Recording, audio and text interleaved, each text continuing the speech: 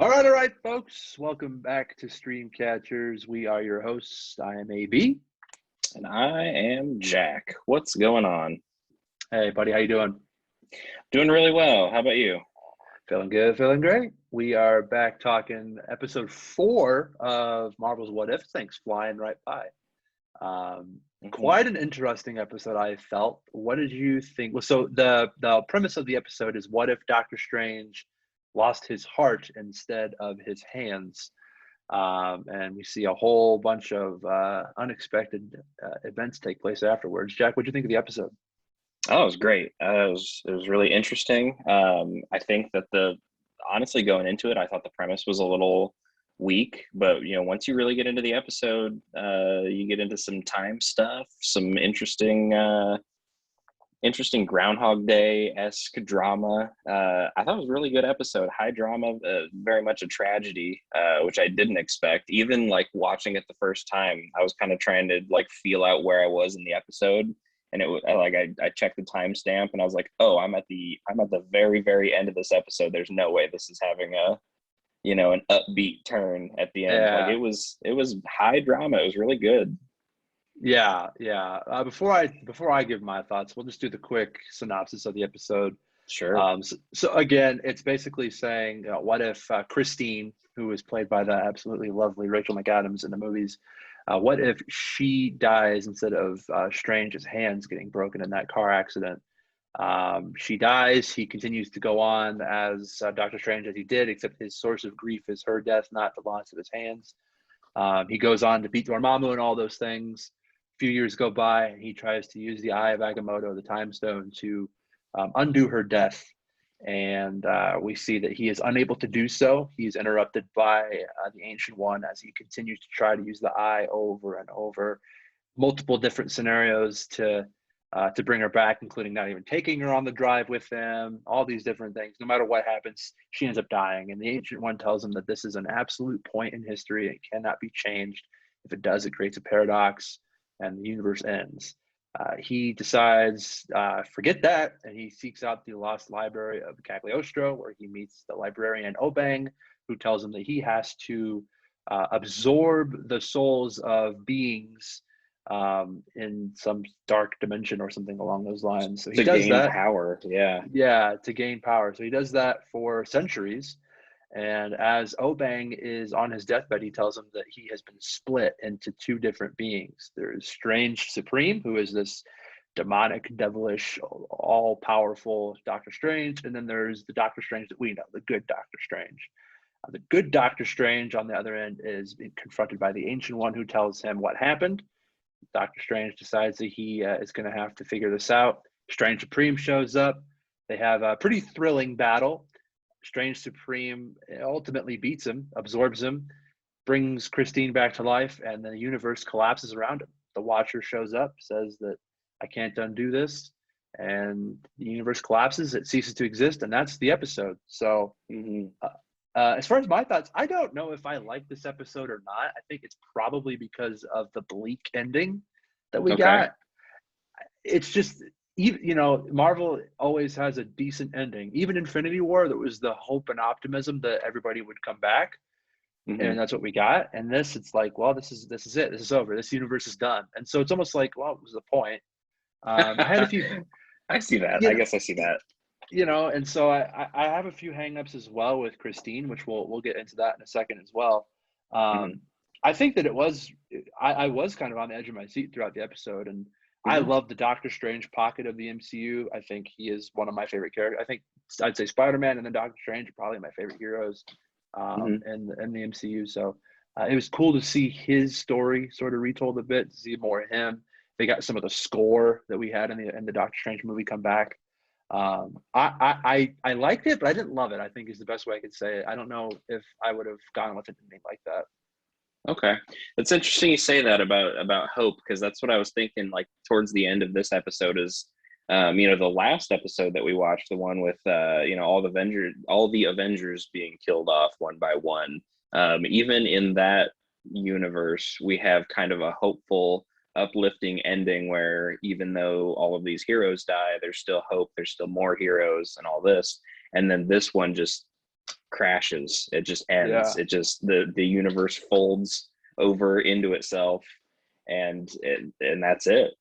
And then it was just kind of silent for a while, and then credits start. It was a little Yeah. eerie even. I will say at least he felt that remorse and the recognition of, oh, I screwed up. This was the Yeah. wrong thing to do. And, you know, he had to watch Christine die again in front of him. And then he ultimately also dies as well. So, I mean, I guess it's at least a lesson not to mess with things that shouldn't be messed with. But Yeah. yeah, I guess I just don't know how to really feel about it. The Hmm. animation was really strong. Like I said, the fight between the two strangers was really fun, really thrilling. I It's don't cool to think see the what. animation was like super consistent throughout this episode. I don't know if you noticed that. Like everything that had to do with Strange was just on point, perfect. And then you get to the scene with the scene where evil Doctor Strange is absorbing a bunch of demonic beings, I guess I'll call them, to gain power. I feel like the animation was a little bit lacking, a little like, not that I didn't enjoy it, it was just not exactly the same style that we've seen. It was a little more I don't know, maybe if I don't maybe they were forced, like pushed for time a little bit on these parts, but I feel like there's a part with a big giant raven, there's a part with a dragon. I just feel like those two beings specifically felt less like there was less care put into those animations. I don't know if you noticed that too. I really didn't. No, I didn't. But Okay. hey, fair point, right? Fair play. I want to talk about Christine Okay, first. yeah, let's do it. Let's dive in. So, fair. Again, we'll call it Nexus event. I don't know if that's what Marvel really wants to consider these, but we'll call them Nexus events for the sake of convenience. Fair Hmm. Nexus event to say that she's going to go on the drive with Strange to that speech that he's supposed to make. That's a Hmm. very easy sort of, how did this happen? Oh, she just decided to go instead of not go. Hmm. And then they continue to show her, she's going to drive this time, or they're just going to stay and have pizza, or he's going to stand her up, and she still dies. It's like, if there's what about this universe requires her death, where the main one that we know of, she never dies, right? Like, Yeah. in this scenario, the perfect example is he stands her up, she doesn't go at all, but she still ends up dying. Well, if that's the case, I guess I just don't understand why. Yeah, so the answer that the episode gives you is that Doctor Strange has to have this trauma to go on to research the mystic arts and eventually defeat Dormammu. But the problem with that is that we've seen in the MCU's universe that Christine doesn't have to die. He can experience different trauma to find the mystic arts to defeat Dormammu. So I don't know why he couldn't change. Like I honestly, when I was watching it, I thought the one that was finally going to work is when he got in the passenger seat and let Christine dive. Which, first of all, I mean, huge, because that's basically him accepting that he would rather die than have her die.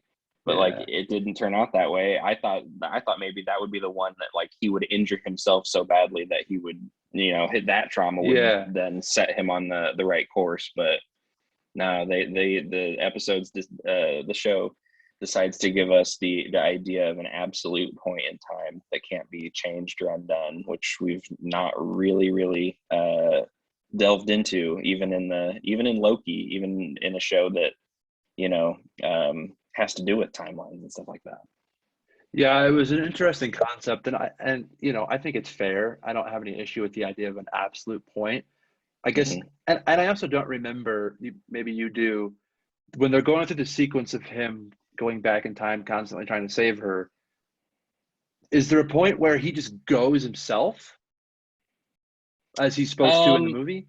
I don't remember if well, that was the case or not. there's the only time that she doesn't go is the one where he stands her up and then she ends up dying anyway. But that time he ends up at a bar instead of at the event. So Right. I He guess he never never goes. tried to Okay. do it. Yeah, the way that we see in the MCU. So I wonder if that's, if he had, or if it's just as simple as this universe needs her to die to be the thing to give him the grief. Yeah. I don't know. I guess it's just it's one thing to take Captain Carter is going to have, or sorry, Peggy Carter is going to take the super soldier serum and she becomes Captain Carter. That's a very easy thing. Um, as an absolute point, somebody has to take the serum and somebody has to advance 70 years. Yeah. That's easy enough. But in that example, you she didn't have to take this, like somebody else could have taken it. So her course doesn't really change. Whereas in this, we've seen there are multiple ways that Strange can have the grief. But I guess the one savior is he never took the drive himself, Yeah. and that would be the thing. I don't know. I guess. I don't know. I don't know. It's this. Yeah, I don't have an answer for you. Yeah, I I guess guess is what I'm trying to say. they never did explore the possibility that he goes by himself. So I guess that's the one thing that I'm not trying to find a plot hole. It was just kind of like in the movie, she Mhm. didn't die and he became Doctor Strange. So why can't this? Why can't his grandmother trip and break her knee and that's his grief? Or like, Yeah, yeah. No, I get that.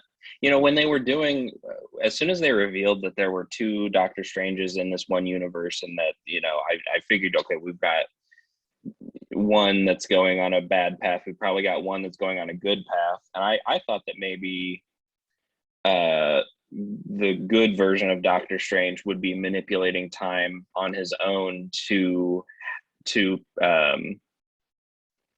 like, I thought he was going to be the driver that ran up on his bumper and basically forced him off the road, causing all this in the car oh, behind him. I thought I've maybe seen he knows that that's how the universe has to be, so he's being the good guy, and killing Christine over and over. I have seen the theory that that was the case, but I think the theory I saw was the inverse. Was um, No, yeah, the Doctor Strange was going around like he used the example of the guy that has the gun when they're eating pizza, Yeah, you and never you see don't his really see face. this. Yeah, so he's like, well, maybe that's Doctor Strange doing the thing that he has to do to. But yeah, they Hmm. never really addressed that. So Yeah, I don't know. Is yeah, it's they not kind of a make plot it a hole. time fighting back, just in general time, being the villain of this one.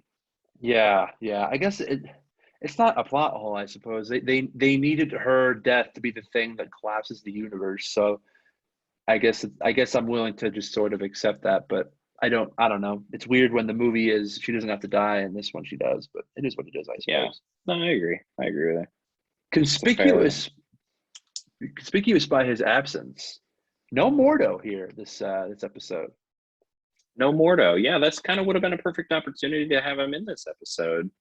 And back in the universe, because we're going to see more of him in Doctor Strange 2, right? Isn't he going to be a villain character? He is definitely going to be in Multiverse of Madness. And they showed the scene where he's first discovering the Eye of Agamotto and the Time Stone, and he's messing with the apple, and Hmm. Ancient One and Wong come in like, "Hey man, don't do that." That was originally Mordo instead of the Ancient One, so it was like they had the perfect example to just recreate that scene. And for whatever reason, they didn't even recast the actor. They just Right. didn't have him in there at all. So I don't know. I don't know if maybe there's something about his grief for Christine that gets him to Camartage that maybe he circumvents because Mordo was the first person that saw him and brought him to the Right. temple. So I don't know if there's something about this grief that circumvents even meeting him and he only had interaction with the Ancient One, or if that was just like we don't want to use him. It feels weird that he wasn't in this. Yeah, I don't know. I mean, I noticed. I figured he would be in this episode. Towards the beginning, I expected to see him, and then when I didn't, I guess I just forgot about it because the episode was. I mean, in my opinion, it really grabbed my attention. Yeah, that's a good point. I am surprised that he didn't show up, because I even kept even if he would have gotten to discovering the mystic arts in a different way, you'd think that he would still be a presence there. Mordo would still be there. Like, he was a huge deal in the movie. He was a big character in the movie, but not just because he brought Strange in, but because he works there, or whatever. I mean, he lives there. I mean, it's his home too. For sure. No, he was a major part of that. They were friends, and they're eventually going to be enemies, as we know that'll part of his villains from the comics, and we'll see him for sure in Multiverse of Madness. Excited about that. But it Hmm. was weird that he wasn't in this. I felt, I don't know, Yeah. Well, strange absence. little, yeah, pun intended. Yeah. um, Oh, jeez. the Watcher. We Yeah, see let's the talk about the Watcher. Watcher.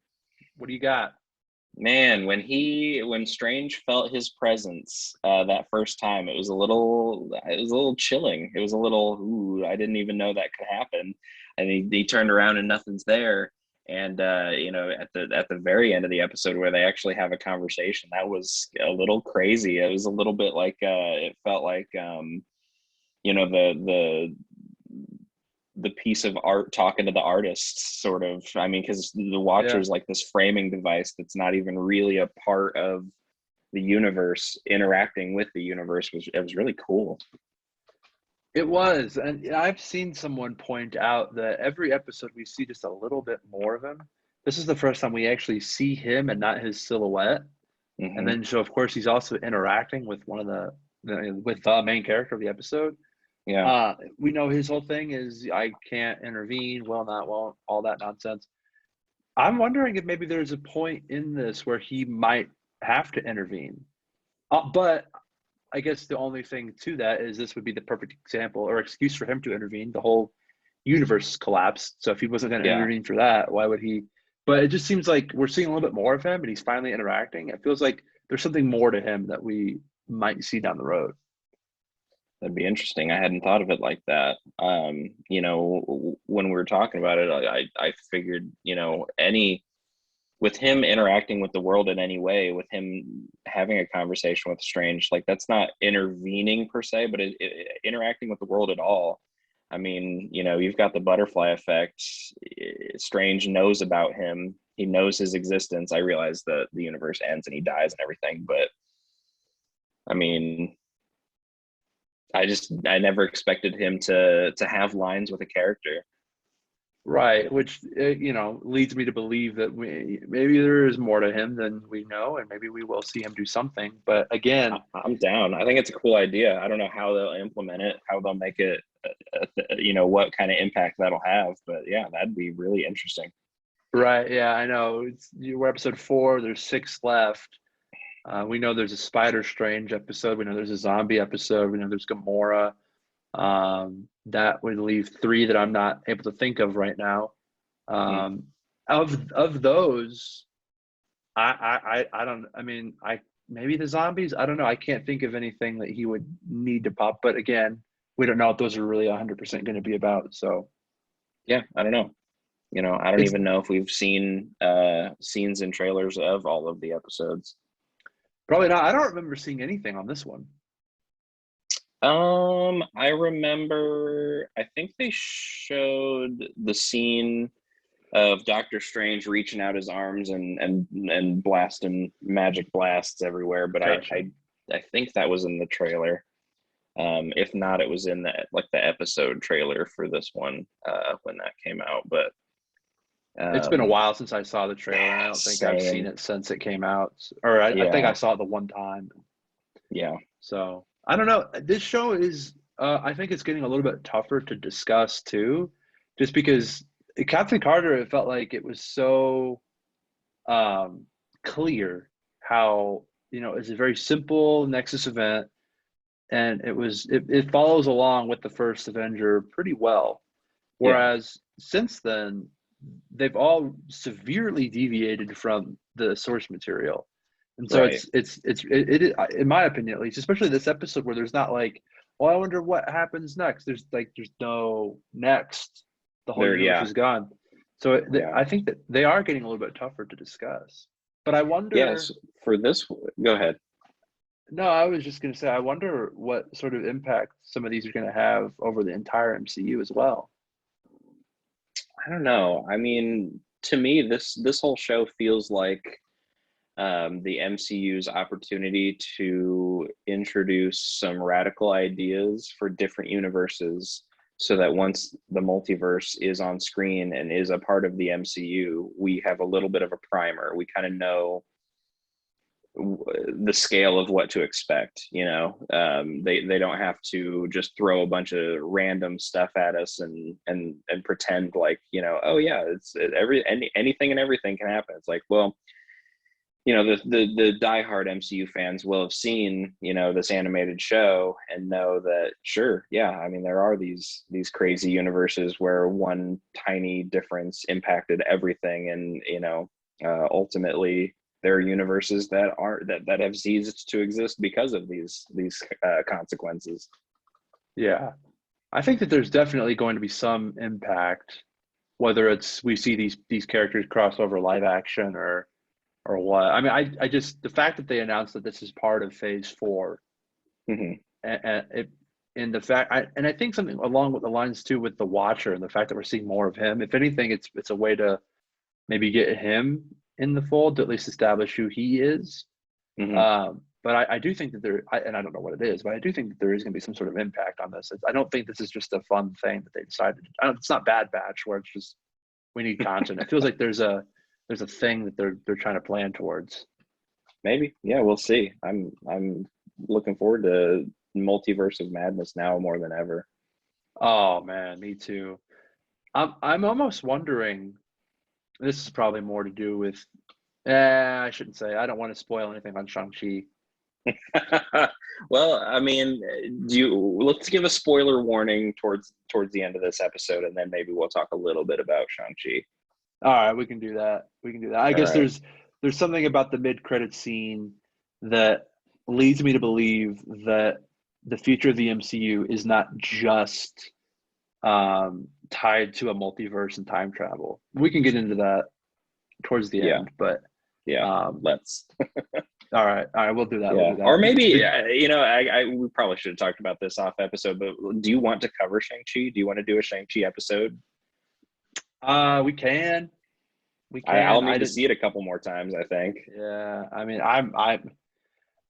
Let's talk off air. We'll talk about it. about it. Yeah, for sure. Did you What have else you got anything about this else? episode? I No, don't not think I had really. much. Yeah, I don't think I had much else on this one, to be honest. I Trying mean, to. I'm racking my brain. it was a much darker tone. It was a bleak ending, but it was Mhm. imaginative. And again, I love Doctor Strange, so I'm all Yeah. for any more excuses to see him. Like you said, it does make me even more excited for Multiverse of Madness, if that's even possible, because I was already really, really psyched for it. So Hmm. I think that I liked this episode, didn't love it. I still think that the first two episodes are the best ones so far. I think my favorite one's still the T'Challa Star-Lord episode. I think that was really strong. It's fair. Yeah. It's fair. All right. Well, did you want to do a quick talk on that, or did you want to save the Shang-Chi for something else?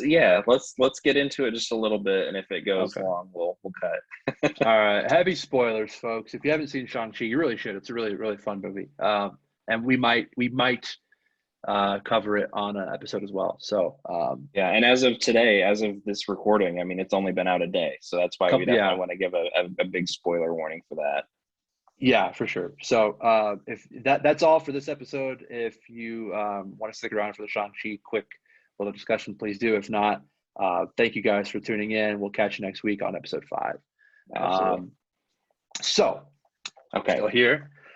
Mid-credit as we know, scene. yeah, as we know, there's a mid-credit scene where Wong pops up to take Shang-Chi and Katie from dinner with their friends, and he wants to talk to them about the 10 rings. So he takes them back. I think it's at the Sanctum Sanctorum, right? Is I that where think they're at? so, yeah. In a Takes library him in the Sanctorum. takes him to the Sanctum Sanctorum, and he's got on these holographs Bruce Banner and Captain Marvel, which was a really, really fun cameo. Mm-hmm. Funny to see Banner still has a sling and is not Smart Hulk or Professor Hulk. And Mm-hmm. Captain Marvel has long hair again, which is kind of random. I don't know how Mm-hmm. that works. I don't know how much time was between Endgame and this, but anyway, they're examining the 10 rings, and they see that there's a almost like a beacon or a homing device that's bringing something, that's communicating with something somewhere in the world or the universe rather, and they lead you to believe that something is coming to Earth. Mm-hmm. So I have, I don't know if this is the thing or if it's just a ultimate fanboy. That I hope that's what this is, but for me, it feels like that could be Galactus. Okay, What did maybe. you think of that? So I think to talk about what I want to talk about, I also have to address the Eternals trailer. Okay. So I feel like they're trying to tie in something with the Eternals, and Galactus might be the way to do it because the Eternals was about what do they call the beasts or whatever in the Eternals trailer? I've already Deviants? Are they forgotten. deviants? Deviants. Yes, yes, yes. And they show because I know Galactus is a Celestial, but I'm wondering if there's some sort of link between Celestials and Deviants because Deviants are, I mean, they're a big deal of their own, and we've seen several Celestials also, and they tied into the Infinity Stones because the Celestial or the Deviant, and I don't know what the hell his name is, the one with the like the six eyes and the big Yeah. helmet looking thing. He wielded the Power Stone in a scene This in Guardians Guardians of the one. Galaxy. Yeah, yeah. So I'm wondering if they're trying to foreshadow a deviant through this Well, Shang-Chi mid-credit scene. I don't know if it's a deviant. I would say it's probably a celestial because the Eternals trailer does show a celestial. I think the same one with the six eyes. Um, and Oh, that we so are that supposed is a celestial. That's not one of the deviants that they were talking they about. showed they showed deviants and they showed celestials in the Eternals trailer. So Okay, okay, we're gonna see both. The deviants are, yeah, more beast like, more I don't know, ravenous, maybe, I guess, if that's okay. the way to put it. The celestial, they definitely did show a celestial in the trailer. We are gonna, and they imply, so there's the like, who sent you, and then they show the celestial, and so it's Hmm. implying that the celestial sent the Eternals. But I don't know. I'm not going to pretend to be super clued in on what the Celestials and the Eternals were from the comics. I mean, that's just like so far beyond my scope of what I pay attention to. Same. Yep. It's still very excited for Eternals and to see what they do with it. Yeah. But I do think that there is something to say about the Ten Rings being tied to Celestials, and if Galactus is a Celestial. So my whole thing is, you know, we have this multiverse. We have Kang. We know Hmm. Kang is going to be in Ant-Man Quantumania, so maybe that pokes a hole in my theory. But I'm almost wondering if the multiverse is pretty much going to be wrapped up in Doctor Strange. Hmm. I mean, that'd be all right. I mean, I don't know what to I don't know what to expect out of the multiverse in terms of villains other than Kang. Do you know what I mean? Right. I agree. And I mean, obviously we have the Spider-Man trailer out. We've seen Green Goblin. We've seen Doc Ock, Electro. There's a blink if you miss it shot where they show Lizard from the Amazing Spider-Man movies. And there's even people talking about how Sandman, you might be able to see some sand. I don't know if that's just Yeah. destruction or actually Sandman. So we do know that Spider-Man's going to heavily work with the multiverse. Obviously, Strange will as well. Um, we might have to see Loki season 2 before we really know what direction they're going to do with the multiverse. But it almost feels like they're going to be mostly wrapped up with the bad of the multiverse. I don't know. Maybe, I mean, we'll probably still see some interaction with it, but Hmm. I don't know. It's hard to. The Ten Ring thing threw me off because I think I felt like after Loki it was like, okay, this is the next phase of Marvel. We're gonna be, everything is multiverse, to me that Ten Ring, something's coming.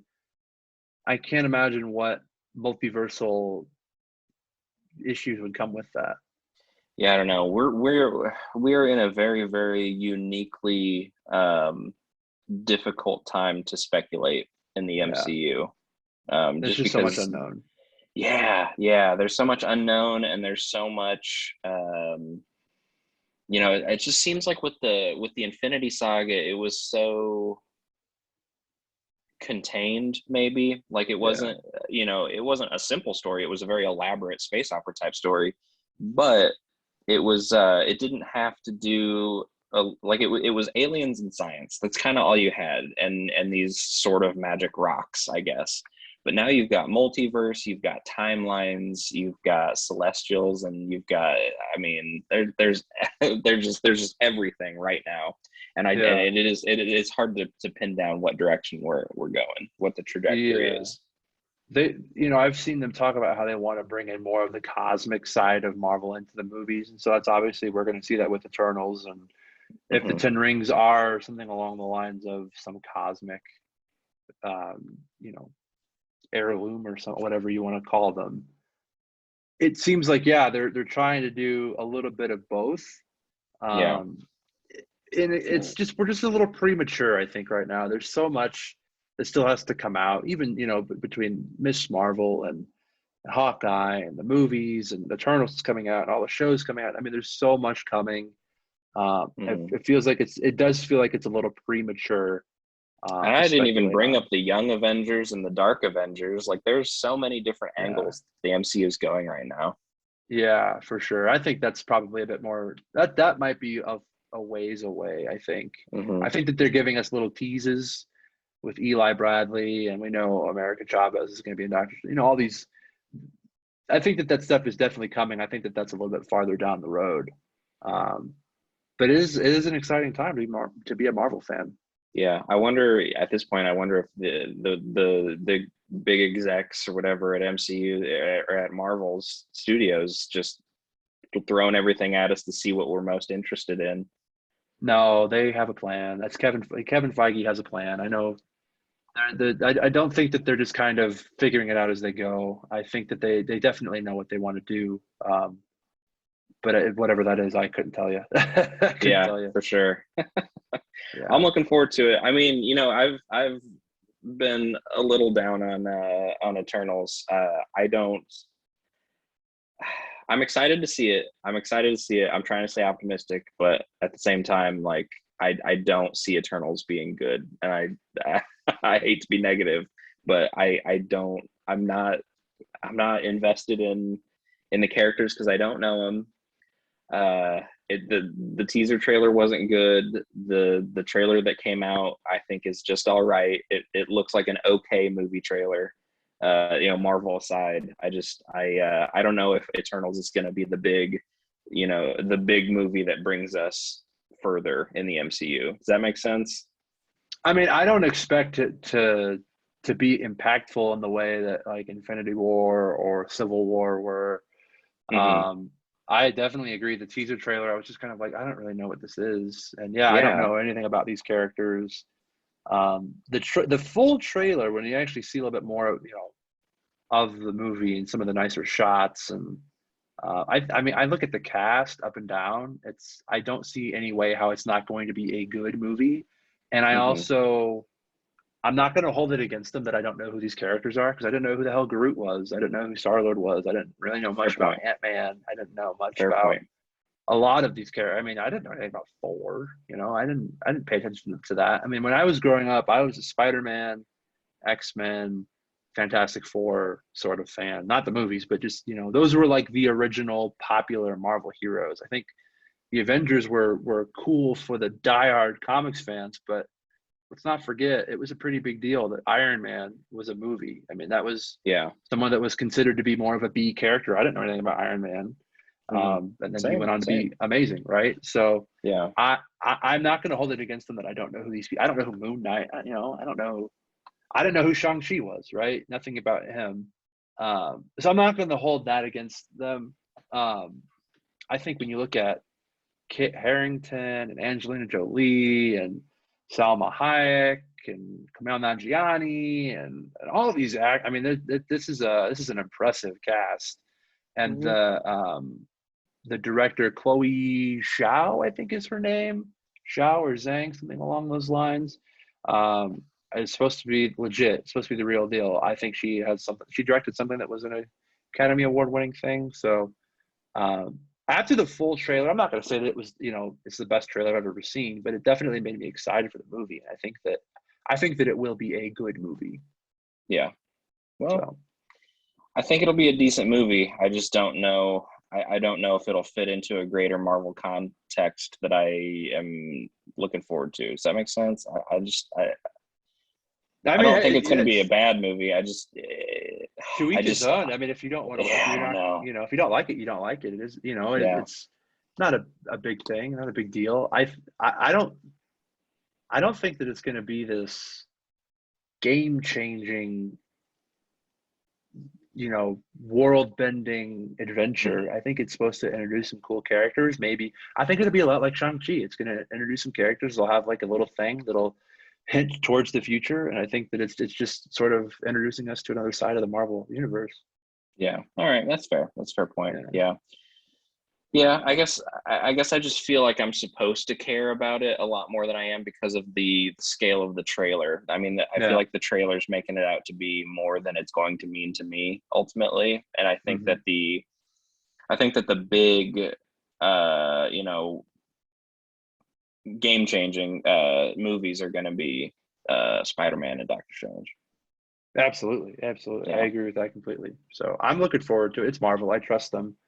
I Yeah, think for it's sure. at Yeah. the end of the day, it's gonna be good. It's gonna be enjoyable. I don't anticipate it shooting up to the top of my Marvel rankings. So Sure. Yeah. um, I'm looking forward to it. It's Marvel, and I think I'm looking forward to it more after I saw Shang-Chi as well. So Yeah. All right, all right, we're folks. terribly off topic. Let's let's wrap it up. Right on, folks. Well, thank you for sticking with us through that as well. If you did, if not, Yeah, it's all right. You know, as yeah. always, if you want to share the episode, or if you want to support us, at least the best way to do that is to share it with your friends. Let them know what we're doing. Feel free to hit us up on Twitter, Instagram, YouTube. All of the links are in the show notes. Let us know what you thought of Doctor Strange and how you're feeling about Marvel What If. If you have any questions for us, feel free to send those through as well. Outside of that, I think that's all I've got. So keep on keeping on. Yeah. We love you so much. Thanks so much. We'll catch you later.